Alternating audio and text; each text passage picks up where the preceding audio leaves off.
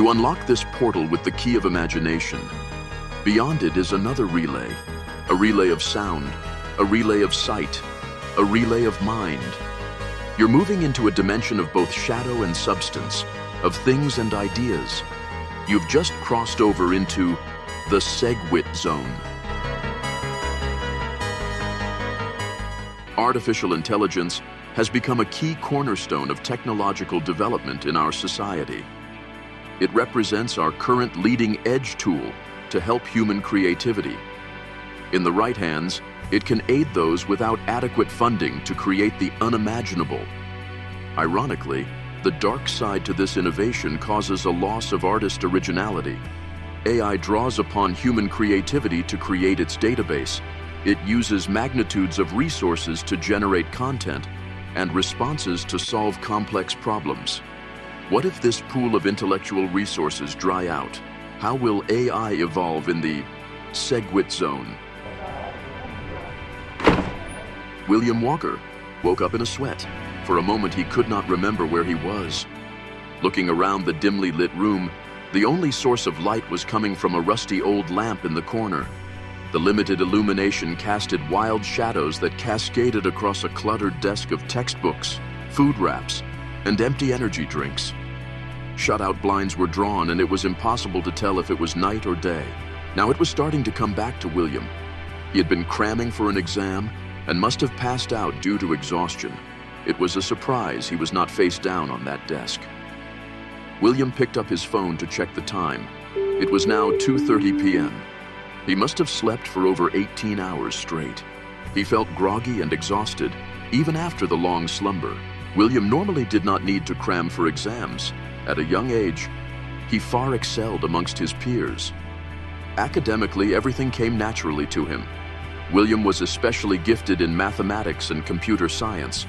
His ability to reason and calculate complex problems rarely caused him to break a sweat. However, the current subject of psychology was beyond his rationalization.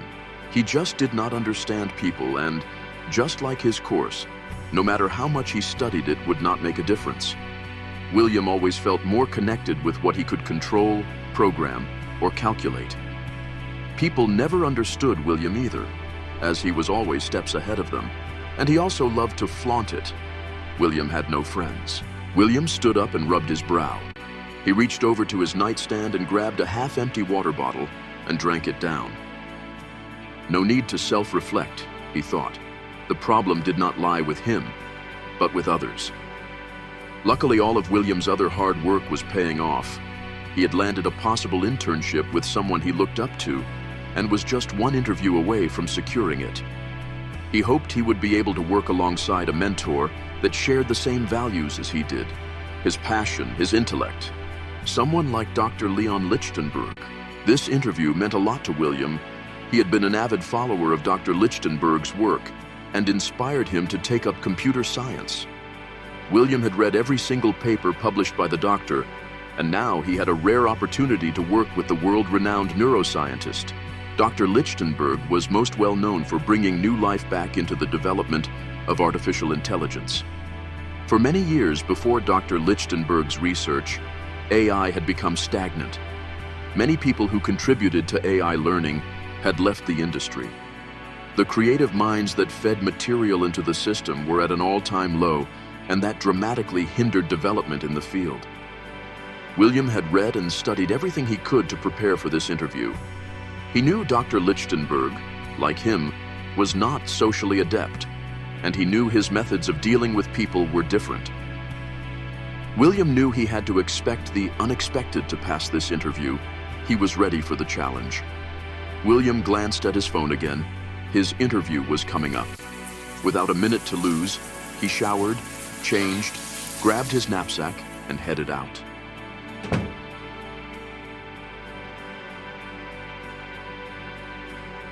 William arrived at the Leon Lichtenberg Center, located halfway across the campus. Dr. Lichtenberg was an alumni of this university, and he had donated a large sum of Bitcoin to have this facility built in his name. It was only fitting that this interview would be conducted here.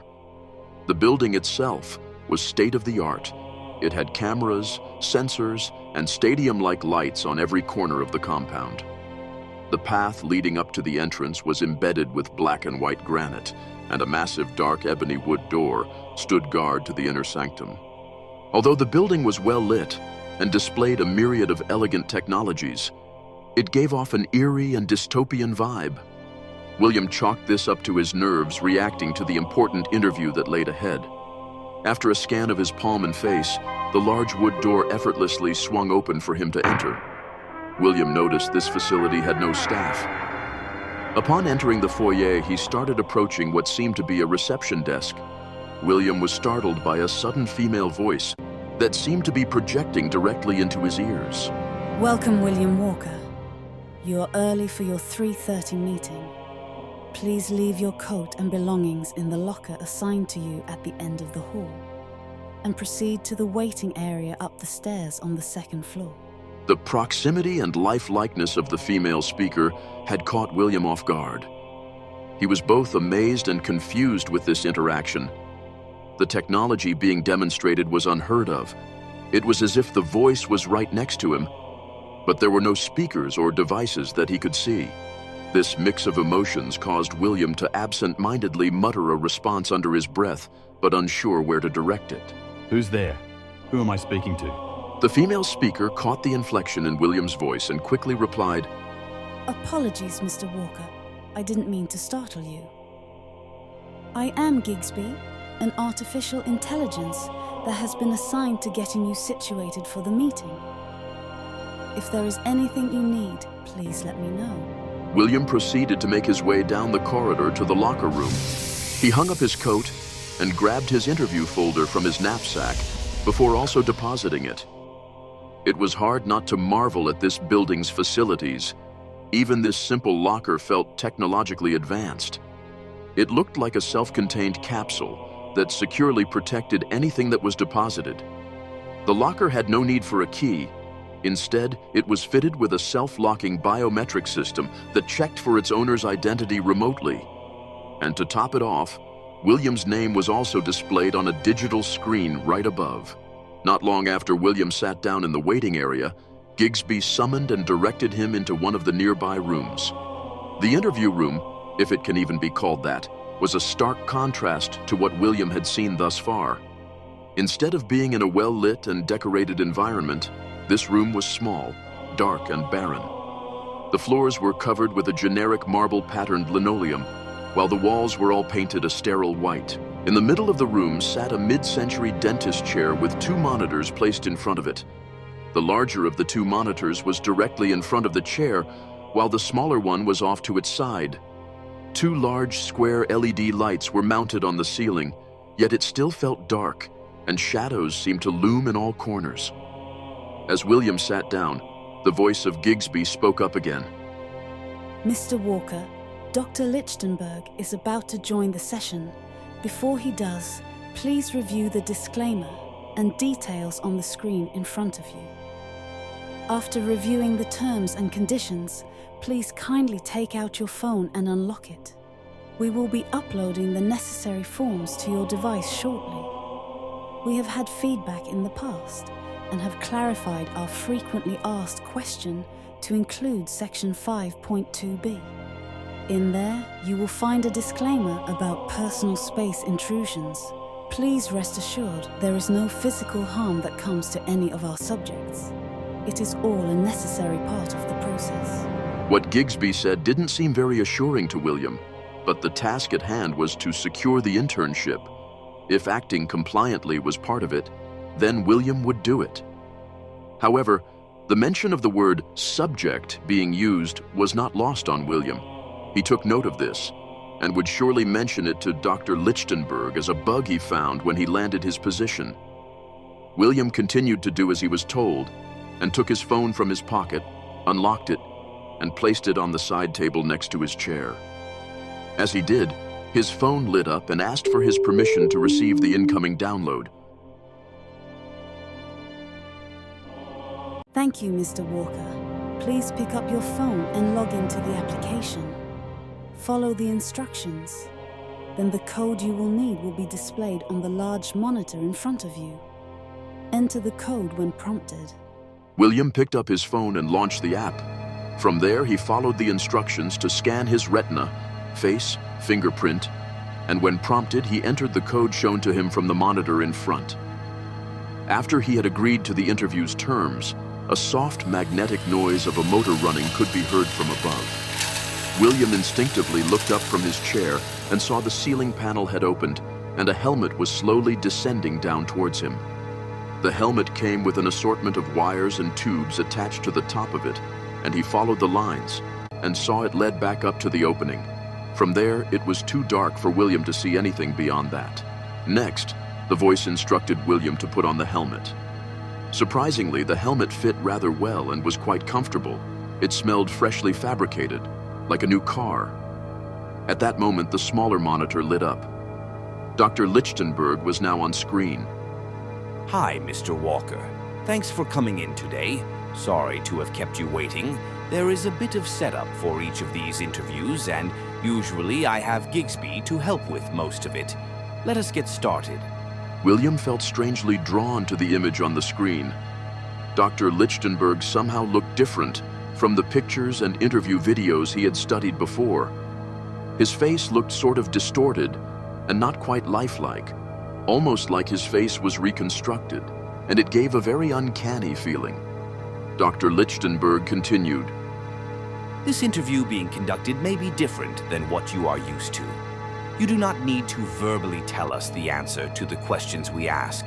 Instead, we want you to think about the answer. This not only gives us the answer more directly, but it also allows us to gain insight on your feelings toward the reply.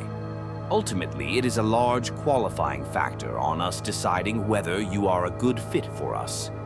The device on your head is also linked to the monitor in front of you, so you may review your response and see it logged there.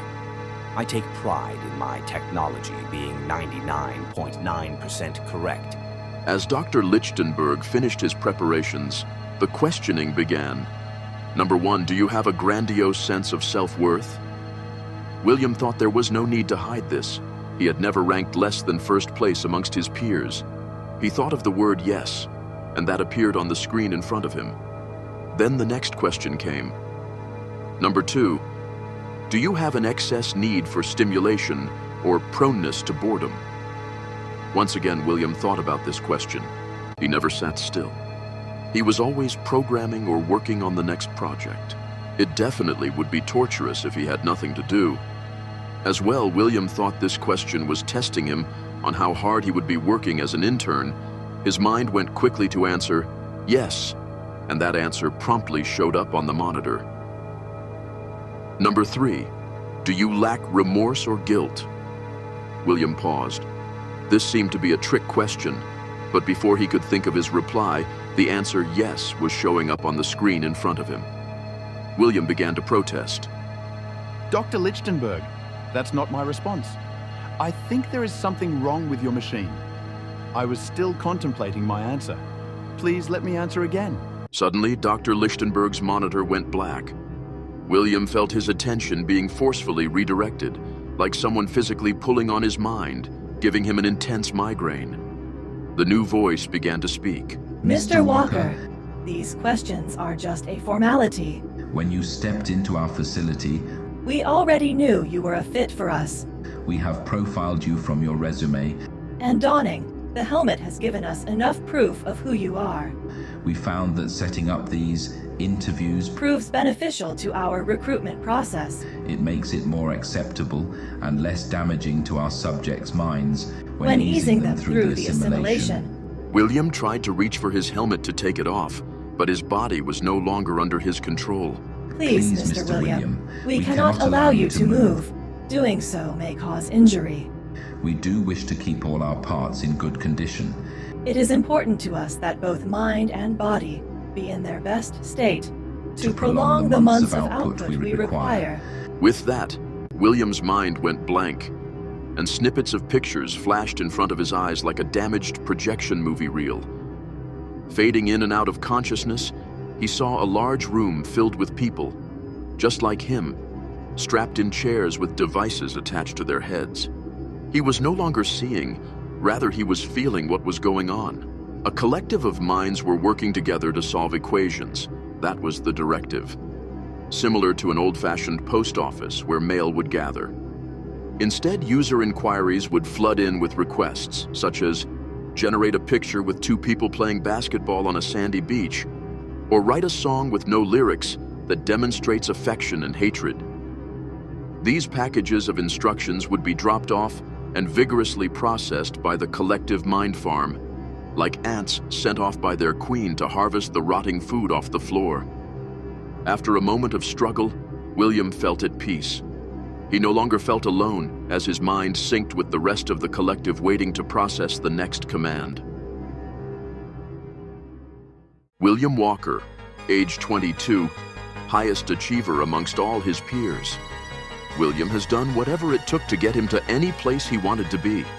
The inability to understand others had set him on a path to be alone in life. Instead, he found solace in the digital world. He now had a place and purpose in the SegWit zone,